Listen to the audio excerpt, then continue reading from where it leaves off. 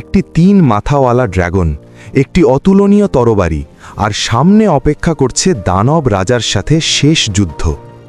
3 মাথাওয়ালা ড্রাগনটি আগুনে নিঃশ্বাস ফেলল, আর তার মালিকের হাতে থাকা তাজা কাঁচা মুরগির পা মুহূর্তেই ভাজা হয়ে গেল। দৈত্যটি বড় এক কামড় দিল। স্বাদটা ছিল অসাধারণ। হঠাৎ সে মাথা ঘুরিয়ে দেখল মাটিতে আটকে আছে একটি অতুলনীয় তরবারি। কৌতূহলবশত সে সেটি তুলে নিল, যেন লাথি মারবে। ঠিক তখনই তরবারিটি খুঁজতে থাকা রাক্ষসটি বুঝতেই পারল না এটি কোথায় হারিয়ে গেছে, কিন্তু দৈত্যটি অসাবধানতায় তরবারি হাতে দেয়ালে ধাক্কা খেয়ে ফেলল।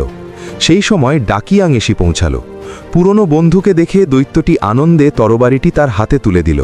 তারপর তারা একসাথে সিদ্ধান্ত নিল দানব রাজার আস্তানায় আক্রমণ করবে। 3 মাথাওয়ালা ড্রাগনটি এক মুঠো খড় নিয়ে সামনে এগিয়ে গেল। আগুনের শিখা ছুঁড়ে সে খড়টিকে জ্বালিয়ে দিল, আর মুহূর্তেই আগুনের বিশাল গোলায় রূপ নিয়ে শত্রুর উপর ঝাঁপিয়ে পড়ল। কিন্তু শত্রুও কম শক্তিশালী ছিল না।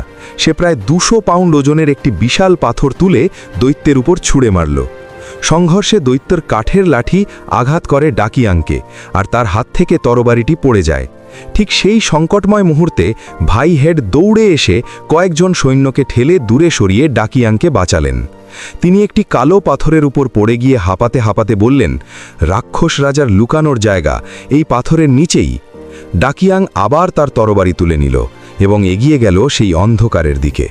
কিন্তু কালো পাথরের নিচে সত্যিই কি লুকিয়ে আছে দানব রাজা, নাকি আরও ভয়ঙ্কর কিছু?